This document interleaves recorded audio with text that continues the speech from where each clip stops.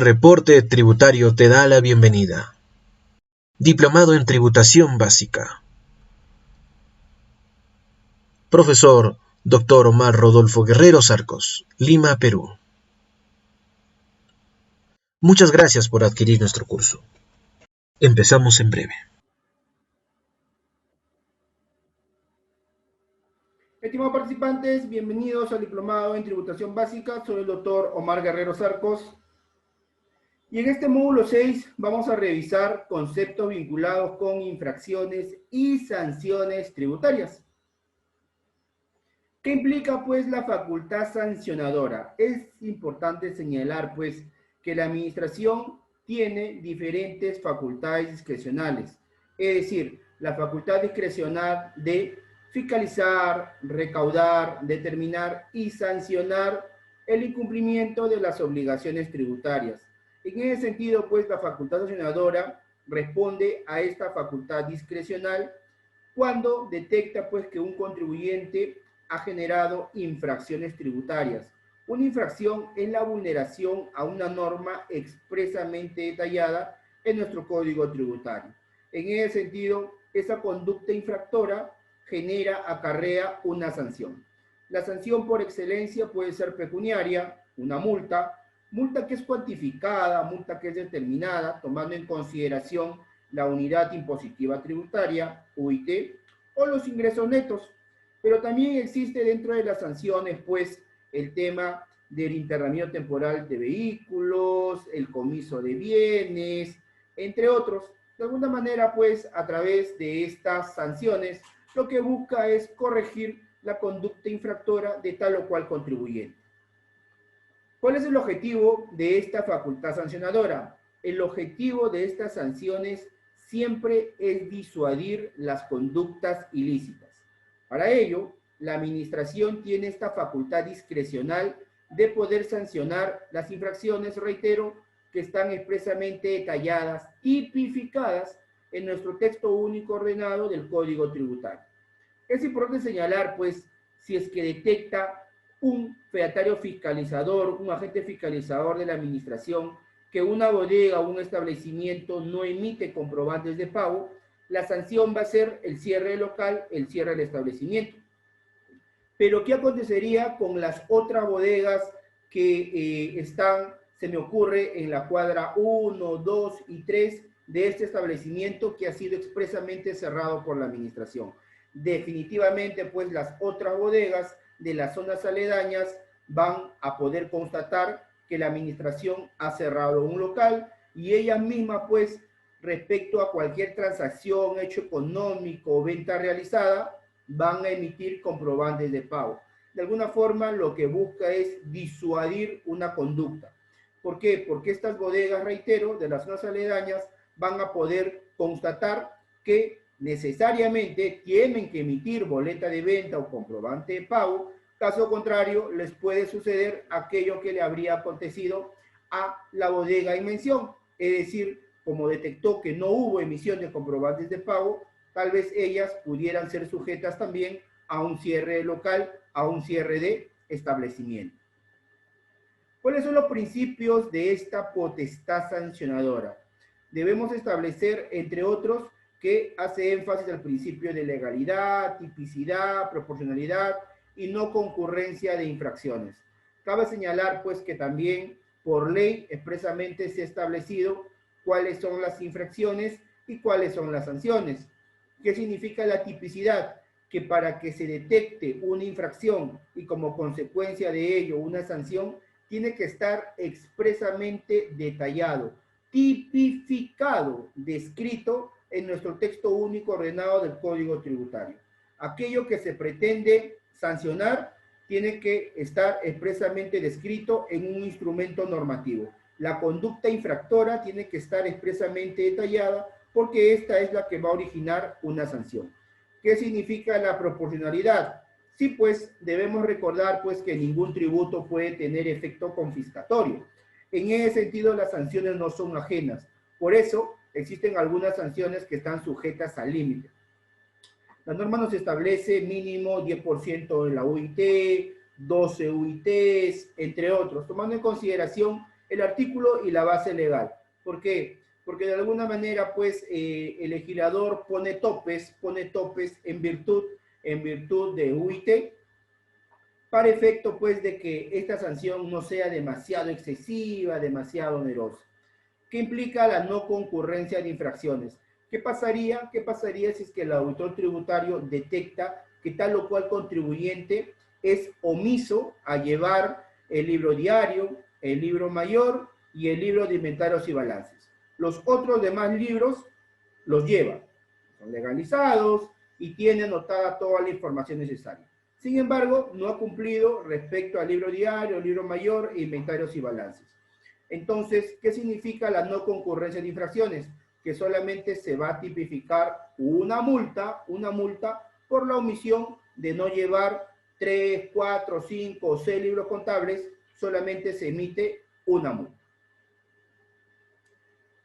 ¿Cómo podríamos definir el concepto infracción tributaria? La infracción es toda acción u omisión que importe la violación de normas tributarias. Esta infracción se determina de forma objetiva. ¿Y qué significa que la infracción se va a determinar de manera objetiva? Que aquello que se detecta la conducta infractora que incurre el contribuyente y que es tipificada en un instrumento normativo es aquella que es sancionada. Lo que se detecta se sanciona, no admite especulación. Se presume veracidad siempre de lo comprobado por los agentes fiscalizadores. En ese sentido, si es que el fedatario fiscalizador va a determinado local o establecimiento y constata en una intervención que este bodeguero no emite comprobante de pago, ello va a estar plasmado en una acta probatoria. El fedatario fiscalizador va a tipificar la base legal incurrida y la sanción, reitero, va a ser cierre de local, cierre de establecimiento. Aquel fedatario fiscalizador en esa intervención tiene la investidura de la administración tributaria.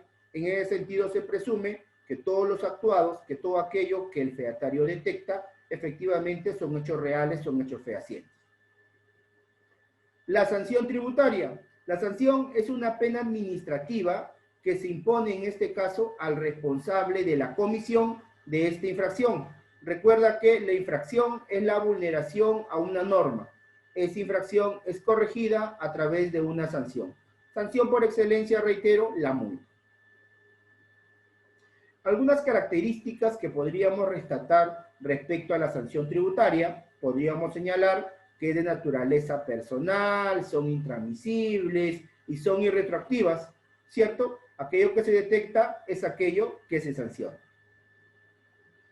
Sanciones personales, dentro de este concepto podríamos señalar, por ejemplo, la suspensión o la restricción de un derecho o de la autorización para el ejercicio de un derecho. Un ejemplo típico de una sanción personal es el cierre del establecimiento. Ejemplo de sanción personal. Si existe sanciones personales, va a existir sanciones reales. Consiste en la imposición del pago, en este caso de una suma de dinero, multa o sanción pecuniaria, o en la sustracción de una cosa, en este caso el comiso de bienes. Aquí está todos los tipos de sanción tributaria que habíamos mencionado al inicio. La multa que es pecuniaria, onerosa, cuantificada a partir de la unidad impositiva tributaria o los ingresos netos. Comiso de bienes, ¿cómo interviene? ¿Qué pasaría si es que el fedatario fiscalizador detecta a una unidad de transporte que está trasladando bienes sin contar con guía de remisión remitente? La intervención, plenamente identificada por el fedatario, va a generar como consecuencia de esta intervención la sanción de comiso de bienes. Es decir, toda esa mercadería se dirige a los almacenes de la SUNAT, se descarga, el contribuyente tiene que acreditar la propiedad o posesión de esa mercadería, cancelar el 5% del valor de los bienes comisados para que proceda el retiro. ¿Qué significa internamiento temporal de vehículos? Esta sanción principalmente está asociada con los transportistas. Cuando se detecta que no han emitido la guía de remisión transportista, también es válido esta sanción de internamiento de vehículos, la cual particularmente pues no se llega a realizar porque muchos pues de estos vehículos son ya un tanto antiguos, obsoletos, entonces sería pues, si es que la administración lo ejecuta, llenar todos los galpones de la administración, principalmente pues, ¿no? de vehículos ya un tanto obsoletos. Cierre temporal de establecimientos u oficinas de profesionales independientes. Este cierre temporal de establecimiento cuando el fedatario fiscalizador detecta que una bodega no emite comprobante de pago, la sanción va a ser el cierre local. También existe pues la suspensión de licencia, los permisos, las concesiones o autorizaciones, así como la colocación de carteles es la llamada sanción moral. La multa, como habíamos señalado, es una sanción pecuniaria que se va a determinar de manera objetiva, tomando en consideración la UIT o los ingresos netos. El cierre temporal, que es una sanción que de alguna manera pues se llega a realizar cuando el fedatario detecta que un bodeguero no emite comprobante de pago. Cierre de establecimiento. Comiso es una sanción no pecuniaria a través del cual pues se afecta el derecho de posesión o propiedad de determinados bienes o mercancías. Se aplica en este caso pues cuando en una intervención esta unidad de transporte no cuenta con los documentos del traslado, es decir, guía de remisión remitente y o guía de remisión transportista. Aquí están los tipos de infracciones previstos en nuestro Código Tributario. Imaginemos pues un negocio, una empresa debidamente constituida, minuta, escritura pública, anotación ante registros públicos. Nació el negocio de manera societaria, pero para poder realizar actividades comerciales tiene que tramitar la obtención de su número de RUC. El incumplimiento tipificado en el artículo 173. Este contribuyente, habiéndose inscrito al RUC, ahora tiene que emitir comprobantes de pago. El incumplimiento en el artículo 174. Este negocio que ya tramitó su RUC y emite comprobantes de pago, tiene ahora que llevar libros y registros contables vinculados con asuntos tributarios. Su incumplimiento en el artículo 175. El negocio que ya tiene su número de RUC, que emite comprobantes de pago y que lleva libros de contabilidad, ahora tiene que presentar sus declaraciones juradas determinativas. El incumplimiento en el artículo 176.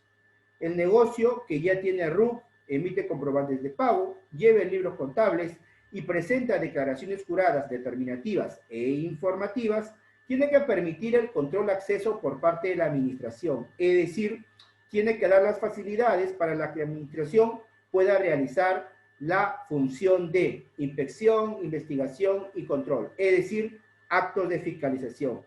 El incumplimiento en el artículo 177 del Código Tributario. Y no cumplir con la cancelación de los tributos, no cumplir con la cancelación de las obligaciones tributarias, de la deuda tributaria que agrupa, comprende tributo, multa e interés, ello previsto en el artículo 178 de nuestro Código Tributario.